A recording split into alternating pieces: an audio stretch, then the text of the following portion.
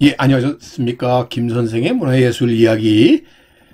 오늘 주제는 효사정 이야기가 되겠습니다. 여러분들 효사정이 어디에 있는 정자인지는 혹시 아시나요? 예, 이 효사정이 있는 곳은 충효의 고장이라고 얘기되는 서울특별시 동작구에 위치하고 있습니다. 동작구가 지정한 동작충효길에는 바로 여러분들이 잘 아시는 사육신묘와 효사정, 이렇게 충과 효의 대표적인 명소를 연결하는 동작충효길을 통해서 동작구는 바로 이 충과 효라고 하는 이러한 중요한 덕목을 앞세우는 잘 실천한 고장으로서 동작구를 소개하고 있습니다. 자, 충이라고 하는 것은 군주와 신하 간의 관계에서 나오는 중시되는 가치가 되겠는데요. 자, 여기서 이 군신 관계라고 하는 것은 상당히 상대적이고 가변적이라는 특징을 갖고 있어서 군주가 제 역할을 하지 못하면 떠날 수도 있다 라는 것이 바로 군신 관계인 충의 특징이라면, 이것에 비해서 부자 관계 속에서 나오는 이 효라고 하는 것은 절대적 가치를 가지고 있는 것이어서 아무리 아버지가 아버지로서의 역할을 못한다고 하더라도 이는 저버릴 수 없는 것이 효다. 그런 의미에서 충과 효는 이렇게 구분될 수 있다 볼 수 있겠는데요.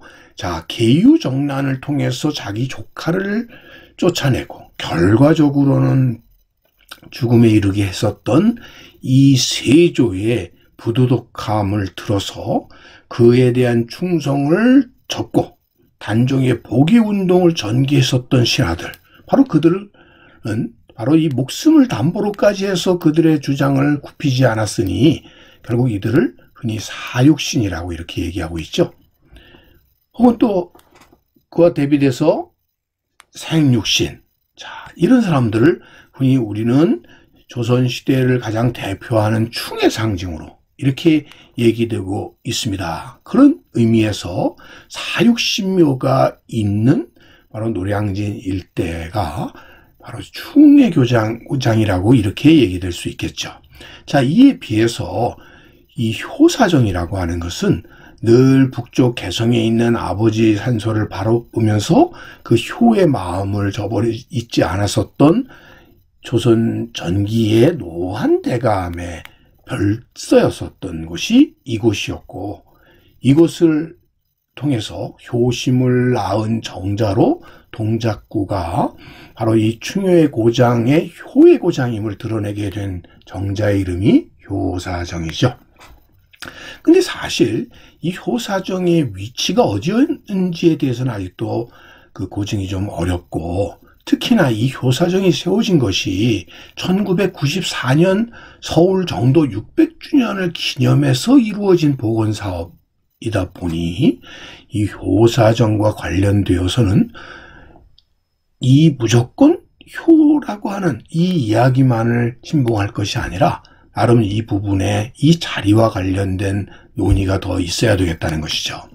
사실 이 효사정 자리는 한강의 최고 조망 명소로 이렇게 꼽히고 있습니다. 그럴 만도 한 것이 건너편에 이 이천동 일대에 펼쳐지는 아주 시원한 한강의 모습들을 조망할 수 있는 곳이기 때문에 그러하죠. 그런데 모름지기 이렇게 좋은 조망자리라고 하는 것은 사실 예로부터 이곳이 갖는 의미가 따로 또 있었던 것이죠. 바로 이 효사정 자리는 지금 여러분들 한강대교 건너편의 용왕봉저정이라고 하는 것과 또 이 고개를 넘어가게 되면 지금 동작대교가 있는 동재기 나루 중간에 있는 언덕 위에 바로 효사정이 자리를 잡고 있습니다. 이 효사정 자리는 원래 이 마을의 무사 안녕을 기원하면서 산제를 지냈던 이 도당터였던 것입니다. 도당터라고 하는 것은 일종의 마을 구슬 벌였었던 그러한 신성한 지역 지역이었던 것이고, 특히 이렇게 언덕 위에 넓게 이 강을 바라볼 수 있는 위치는 결국 하늘의 재를 지내기에 신이 내리기에 좋은 터로부터라고 느껴왔었기 때문이라고 볼 수 있겠죠. 바로 그 자리에 지금 효사정이 세워졌다고 볼 수 있겠는데요. 이 도당터라고 하는 개념은 즉 마을에 이런 잡귀들이 끼어들지 못하도록 하는 그런 의미의 장승이 하는 역할, 또 혹은 이 산신각과 같이 산길에 짐승들이라든지 혹은 나쁜 기운들이 나그네들을 해치지 못하도록 하기 위한, 혹은 마을로의 여행의 안녕을 빌기 위해서 돌 하나하나가 모여서 이런 돌무지, 돌무덤이 되어 그의 안녕을 빌었던 이런 신앙의 공간, 혹은 마을 입구에 이 마을을 지켜주는 수호목으로서의 당산나무가 세워져 있고 마을신을 섬기는 그런 성황당의 역할을 했었던 바로 그 자리였다는 거죠.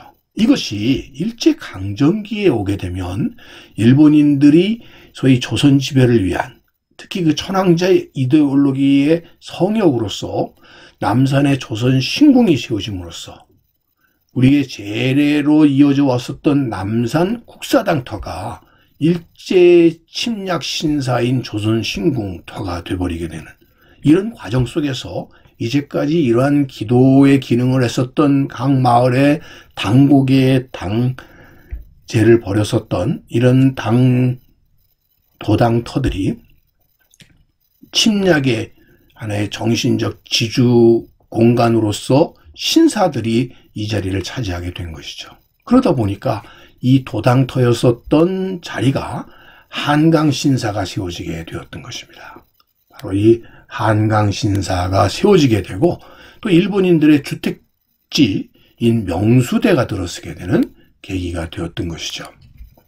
자, 이 지도에서 보시는 것처럼 바로 지금 한강신사라고 표시되어 있는 이 지역, 이 바로 지금의 효사정 자리가 되겠고요. 그 옆에 명수대라고 표시되어 있는 지금 중앙대학교 앞쪽에 이 명수대 현대아파트 일대 지역이 바로 명수대는 일본인들이 한강 남쪽의 전원주택지로 자리 잡았던 곳이라고 볼 수 있겠습니다. 바로 이 한강 신사가 있었던 자리를 지도에서 다시 한번 확인해 볼 수 있고, 이 등고선을 통해서 이 지역이 높은 언덕 위라는 것을 확인해 볼 수가 있는 것이죠. 자, 그래서 남긴 지도를 보게 되면 이 상두산, 그러니까 코끼리 머리 모양의 형국을 가진 산 위에 바로 이 한강신사가 세워졌었다, 이렇게 얘기되고 있습니다. 지금 보시다시피 이 지금 효사정이 있는 이 자리의 모습이 마치 코끼리가 코를 뻗어서 한강수에 닿고 있는 듯한 이런 코끼리 머리의 형상을 하고 있는 자리 위에 바로 신사를 세웠었다라는 말이 되겠고요. 자, 그런 의미에서 지금 이 한강 신사가 있었던 자리에 이 효사정을 세웠었다, 이렇게 보시면 되겠고요. 결국 일제강점기의 이런 식민주의의 상징들을 대신해서 우리의 중요한 덕목인 효를 드러내기 위한 공간으로 재탄생되었다는 점에서는 대단히 큰 의미를 갖습니다만, 그러나 이 한강신사라고 하는 일제 식민지의 유산을 우리가 오늘날 부끄럽다고 해서 이를 숨기고 무조건 지우기만 하고 이 한강신사가 있음으로 해서 일제 식민지 지배의 역사를 우리가 우리의 기억으로부터 지워버리는 것은 결코 역사를 바르게 배우고 실천하는 일과는 조금 거리가 있다, 이렇게 볼 수 있겠습니다. 그런 의미에서 우리는 이 효사정 자리에서 효의 덕목뿐만 아니라 결국 일제 식민지 지배에 대한 기억도 함께 해야 되지 않을까 하는 이야기를 오늘 효사정을 중심으로 해서 여러분들에게 이야기로 전해드렸습니다. 이제까지 이야기는 꽃밭을 가꾸는 김 선생이 전해드렸습니다.